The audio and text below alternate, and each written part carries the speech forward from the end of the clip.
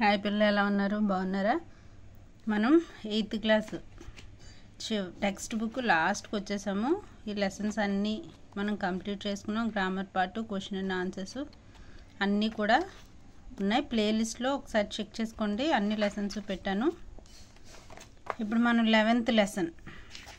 ఈ లెసన్ అయిపోతే ఇంకా నెక్స్ట్ ఒక పాట ఉంది, జో దేఖ్ కర్ భీ నహీ దేఖ్తే.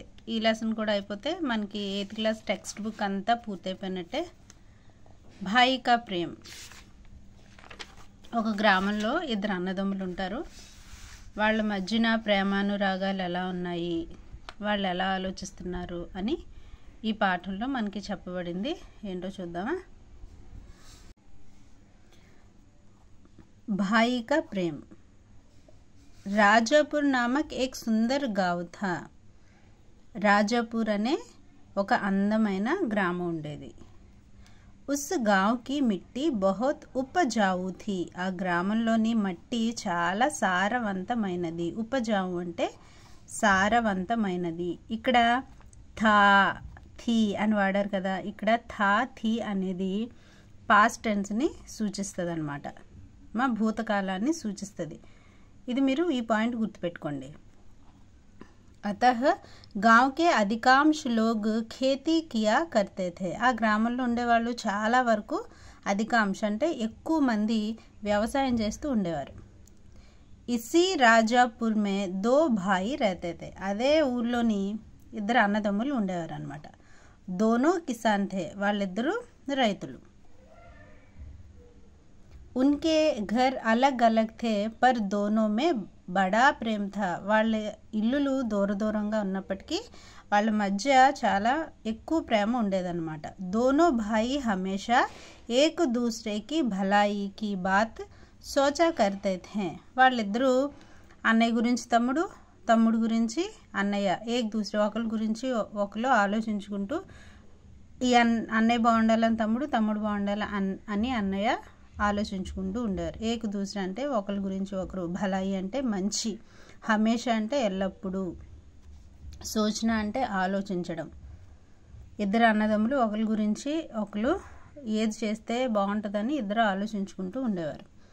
ఇస్ వర్ష. వర్ష అంటే సంవత్సరమా, వర్ష అంటే సంవత్సరం, మహీనా అంటే నెల, రోజ్ అంటే దిన్.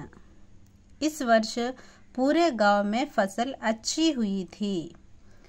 అయితే ఈ సంవత్సరం ఏమైందంట, పంటలు చాలా మంచిగా పండాయి అన్నమాట. ఫసల్ అంటే పంట, క్రాప్, పంటలు మంచిగా పండాయి. కటాయి హో చుకీ థీ. కటాయి అంటే కోత. కోత పంట పండిన తర్వాత కోత కోస్తారు కదా రైతులు, కోతలు కూడా అయిపోయినాయి అంట. ఖలిహాన్. ఖలిహాన్ అంటే గిట్టంగి, గొడవ అంటారు కదా, గొడవ అని. ధాన్యము ఒక దగ్గర పెట్టుకునే ప్లేస్ అన్నమాట. గిడ్డంగి, గొడవ అంటారు కదా, అది అన్నమాట. ఖలిహాన్ మే సబ్కే అనాజ్ కే ఢేర్ లగే థే. ఢేర్ అంటే ధాన్యపు కుప్ప. ప్రతి ఒక్కరు గొడవలోనూ ధాన్యం వేసేసారనమాట. ఢేర్ సారా అంటే చాలా ఎక్కువ. ఇక్కడ ఇచ్చిన ఢేర్ అనే పదానికి అర్థం ఏంటంటే ధాన్యపు కుప్ప. వాళ్ళ గొడవలు ఉంటాయి కదా, అందులోని ధాన్యాన్ని కుప్పలుగా వేసేసారనమాట. एक दिन रात में बड़ा भाई लेटे लेटे सोचने लगा. ఒక రోజు రాత్రి పెద్దోడు, అన్నదమ్ముల్లో పెద్దోడు అలా పడుకుని ఆలోచిస్తూ ఉన్నాడంట. మేరే దో బచ్చే హే. నాకు ఇద్దరు పిల్లలు ఉన్నారు కదా, వే ఘర్ కే కామ్ కాజ్ మే సహాయత కర్తే హే. నా ఇద్దరు పిల్లలు నా పని పాటలో, కామ్ కాజ్ అంటే పని పాటలు, సహాయత అంటే సహాయం. నాకు ఇద్దరు పిల్లలు ఉన్నారు, వాళ్ళు నా పని పాటలో సహాయం చేస్తారు. మేరే చోటే భాయి కే బాల్ బచ్చే నహీ హే. కానీ నా తమ్ముడికి పిల్లలు ఎవరూ లేరు. ఉసే సారా కామ్ అకేలే హీ సంభాలనా పడతా హే. నా తమ్ముడు ఏం చేసుకున్నా పాపం ఒక్కడే తన పని అంతా చక్క పెట్టుకోవాల్సి వస్తుంది.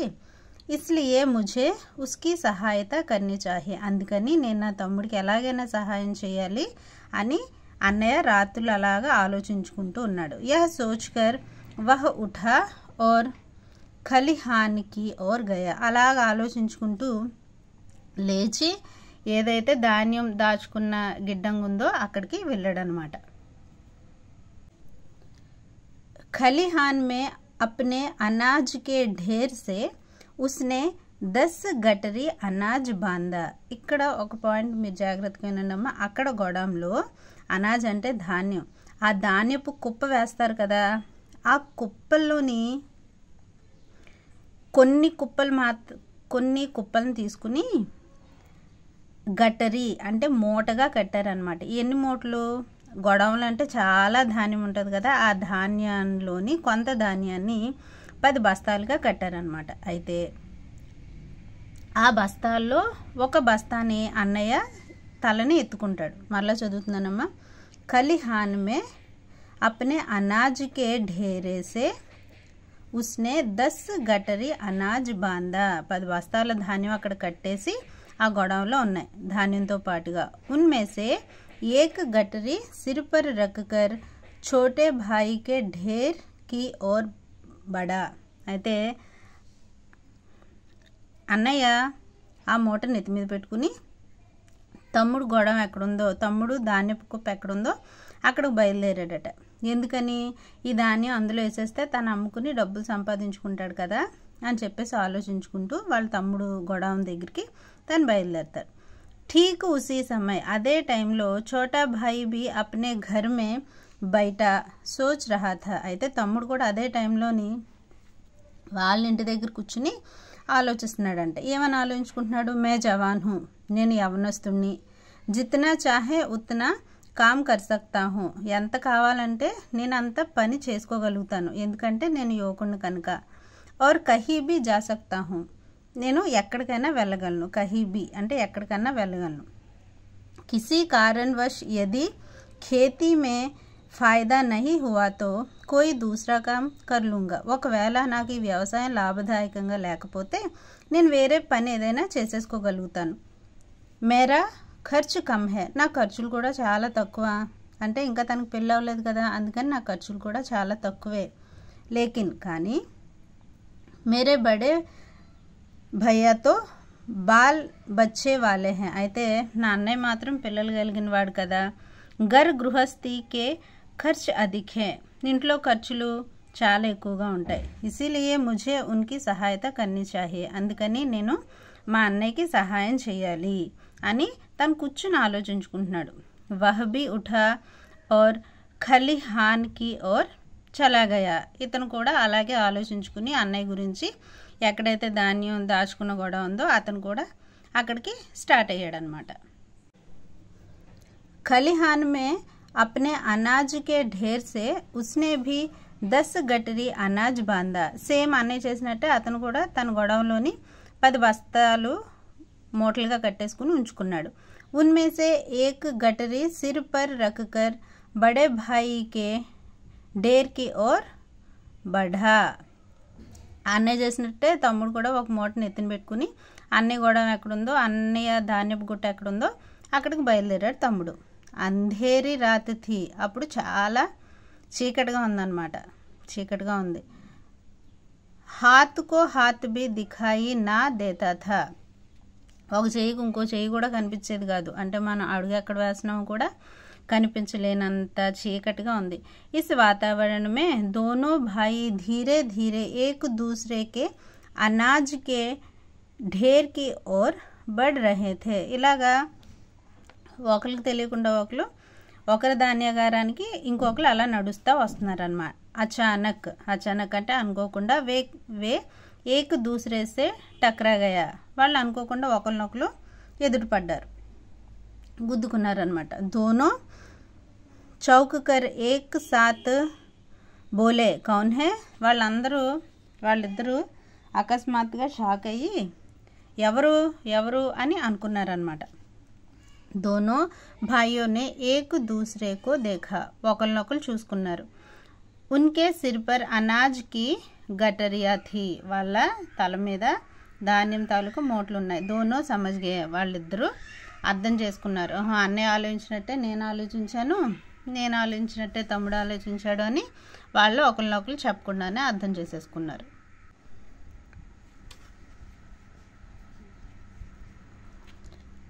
బడే భాయినే కహా, అన్నయ్య అన్నాడంటే ఏమని? చోటే ఒరే చిన్నోడా, तुम्हारी मदद करने वाला कोई नहीं है నీకు సహాయం చేసేవాళ్ళు ఎవ్వరూ లేరు కదా చిన్నోడా खेती का सारा काम तुम्हें अकेले संभालना पड़ता है నువ్వు ఒక్కడవే వ్యవసాయం అంతా చేసుకోవాల్సి వస్తుంది కదా मैंने सोचा कि तुम्हारे पास अनाज अधिक होगा तो अधिक दिन तक घर चलेगा నీ దగ్గర ఎక్కువ ధాన్యం ఉంటే ఆ ధాన్యం అమ్ముకుని నువ్వు ఎక్కువ రోజులు నీ ఇల్లు నడిపించుకోగలవు కదా అందుకే నేను నీకు సహాయం చేయాలనుకున్నాను అని అన్నయ్య చెప్తున్నాడు इसीलिए मैं खलिहान से अनाज तुम्हारे ढेर में डालने जा रहा था అందుకని నా ధాన్యాన్ని నీ ధాన్యాగారంలో లేదా ధాన్యం కుప్పలో వేసేసేయాలని అనుకుంటున్నాను అని చెప్పాడు అన్నయ్య అప్పుడు తమ్ముడు ఏమన్నాడో చూడండి భయ్యా आप बाल बच्चे वाले हैं అన్నయ్య నీకు పిల్లలు ఉన్నారు కదా నువ్వు పిల్లలు కలిగిన వాడవు కదా आपके खर्च अधिक है మీ ఖర్చు చాలా ఎక్కువగా ఉంటుంది आपको अधिक मात्रा में अनाज की आवश्यकता होती है మీకు అందుకని ఎక్కువ ధాన్యం అవసరం పడుతుంది इसीलिए मैं खलिहान से अनाज आपके ढेर में डालने जा रहा था నేను కూడా అలాగే మీ ధాన్యాగారంలో ధాన్యం వేసేసేయాలని నేను కూడా వచ్చాను అన్నయ్య అని తమ్ముడు చెప్పాడంట अपनी बात कहते सुनते दोनों भाइयों की आंखें भर आई ఒకరి మాటలు ఒకరు విని సంతోషంగా వాళ్ళిద్దరు కళ్ళ నిండా నీళ్లు నిండిపోయినాయి అన్నమాట दोनों रोते हुए एक दूसरे के गले लग गए వాళ్ళు అలాగా ఏడ్చుకుంటూ ఒకరినొకరు గట్టిగా కౌలించుకున్నారనమాట दोनों भाइयों के प्रेम की यह कहानी आज भी लोग भाव विभोर होकर सुनाते हैं भाव विभोर అంటే భావోద్వేగంగా భావ విభోర్ అంటే భావోద్వేగంగా ఈ అన్నదమ్ముల ప్రేమ కథని అందరూ అప్పటి నుంచి ఇప్పటి వరకు భావోద్వేగాలతో అందరూ వింటారంట వినిపిస్తారంట అలాగా ఈ మాటతో ఈ కథ మనకి అయిపోతుంది అన్నదమ్ముల మధ్య ప్రేమ ఎలా ఉంది ఎలా ఉండాలి అని ఈ పాఠం అర్థం అన్నమాట మనం నెక్స్ట్ వీడియోలో ఈ లెసన్కి సంబంధించిన grammar part question and answers చూద్దాం అర్థమైంది కదా పిల్లలు ఇందులో ఏమైనా డౌట్స్ ఉంటే నాకు మెసేజ్ చేయండి ఈ వీడియో నచ్చితే కనుక లైక్ చేయండి మీ ఫ్రెండ్స్ అందరికీ షేర్ చేయండి థ్యాంక్స్ ఫర్ వాచింగ్